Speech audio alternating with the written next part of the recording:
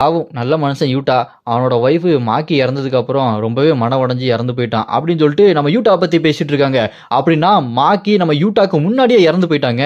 அப்படியே நம்ம யூகா இருக்காங்க பாருங்க பேத்தி யூட்டாவோட அந்த சமாதியில தாத்தா நான் கண்டிப்பா உங்கள மாரி ஸ்ட்ராங் ஆவேன் அப்படின்னு சொல்லிட்டு அந்த சமாதியில பேசிட்டு இருக்கும்போது, அங்க இருக்கிற ஒரு மூத்தவங்க இங்க இருக்க அந்த யூகா கிட்ட யூட்டா அவனுக்கு ஒரு மோதிரம் குடுத்தாங்க பாரு. கோச்சோ கிளான்ல இருந்து தான் அந்த மோதிரத்த உருவாக்கி குடுத்துருக்காங்க. அந்த கோச்சோ கிளான் சட்டத்துப்படி உனக்கு அந்த மோதிரம் கிடையாது. உன்னோட கூட பொறந்த அண்ணனுக்கு தான் அந்த மோதிரம் அப்படின்னு சொல்லுவாங்க.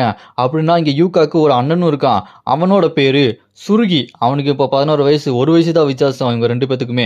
அப்ப நம்ம யூகா கடுப்பாயி, அது என்னோட தாத்தா எனக்கா குடுத்தது. ஒழுங்கா என்கிட்ட குடுத்துருங்க அப்படின்னு சொல்லிட்டு கேட்டுட்டு இருக்கும்போது, அதெல்லாம் முடியாது அவங்க சொல்லிருவாங்க.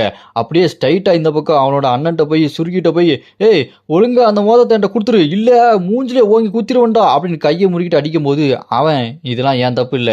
அவங்க குடுத்தது நான் வாங்கிட்டேன் அப்படின்னு சொல்லிட்டு, திரும்ப அவளோட தங்கச்சிய அடிச்சு மூஞ்செல்லாம் உடைச்சு விட்டுருவான். அவ அப்படியே அழுதுகிட்டு, "நான் கண்டிப்பா உன்ன அடிச்சு தோக்கடிச்சு திரும்ப அந்த மோதிரத்த என் கையால வாங்குவேன்டா" அப்படின்னு அவ கடுப்பாகிட்டு இருப்பா.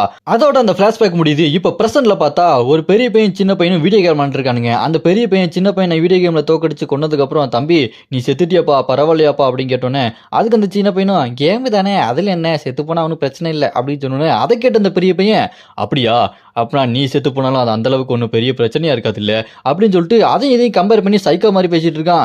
இவன் அந்த சின்ன பையனை என்ன பண்ண போறானோ. அப்படியே இந்த பக்கம் பார்த்தா நம்ம யூகாக்கும் சுருக்கிக்கும் இப்போ 16 17 வயசு ஆயிடுச்சு. அவங்க இப்போ ஜுட்சு கைஸ்ல ஒரு மிஷினுக்காக வந்திருக்காங்க. அவரோட சீனியர் அவங்களுக்கு ஒரு மிஷின் கொடுக்க போறாங்க. அது என்ன மிஷினா, இதுக்கு முன்னாடி ஒரு பெரிய பையன் சின்ன பையன் கேம் விளையாண்டான் பாத்தீங்களா, அந்த பெரிய பையன் சின்ன பையனை கடத்திருக்காங்க. குழந்தைகள் எல்லாத்தையுமே அவன் கடத்திட்டு இருக்கான். அந்த குழந்தைகள் எல்லாம் காப்பாற்றணும். யார் கடத்துறாங்கன்னு தெரியல. இதுக்கு பின்னாடி ஒரு சாசரம் தான் இருக்கணும் அப்படின்னு சொல்லிட்டு இவங்க 2 பேத்துக்கு மிஷின் கொடுத்துட்டு, நீங்க 3 பேர் இதை பண்ணியாகணும் அப்படி சொல்லுவாங்க.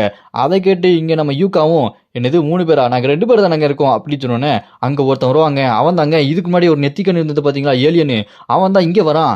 நான் தான் இன்ஸ்பெக்டர் மார்லோ வால் வால் யுல்வரி, என்ன நீங்க மாறுன்னு கூப்பிடலாம் அப்படின்னு சொல்ல, அதை பார்த்தோன்னே யூகாக்கு டவுட் வந்து, வெளியூர்ல இருந்து சாசரர் வந்து ஜப்பான்ல ஒர்க் பண்ற மாதிரி நான் இதுக்கு முன்னாடி கேள்விப்பட்டது இல்லையே அப்படின்னு யோசிச்சுட்டு இருக்கும்போது, அப்படி இந்த பக்கம் அடுத்ததா அந்த கர்ஸ்ட் எனர்ஜி இருக்கிறவன் தான் எப்படியாச்சும் அந்த குழந்தைய கடத்திருப்பான் காப்பாற்றணும் அப்படின்னு அவங்க பேசிட்டு இருக்கும்போது, அப்ப அங்க சுருக்கி கிட்ட அந்த மாதிரி பாருங்க மாறு, ஆமா என்னது கர்ஸ்ட் யூசர் ஏதோ பேசிட்டு இருக்கீங்க அப்படின்னு சொன்னோன்னே, அதை கேட்டு சுருக்கி கடுப்பாயிருவான். ரொம்ப கோவக்காரனா இருப்பான் போல இருக்கு.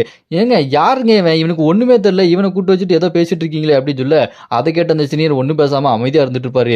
அப்படி இவங்க அந்த கர்ஸ்ட் எனர்ஜியை வச்சு எப்படியாச்சும் கடத்திட்டு இருக்கான், அவனை எப்படியாச்சும் கண்டுபிடிக்கணும்னு பேசிட்டே இருக்கும்போது, கர்ஸ்ட் எனர்ஜி கர்ஸ்ட் யூசர் எதுக்காக ஜுஜுட்சு சாஸ்திரம் எல்லாம் மந்திரத்தை யூஸ் பண்றாங்க அப்படின்னு சொல்லிட்டு ஒண்ணுமே தெரியாத மாதிரி கேட்டுக்கிட்டு இருப்பானா. அதை பார்த்து யூகாவும் சரி சுருகியும் சரி செம்ம கடுப்பாயிருவானுங்க.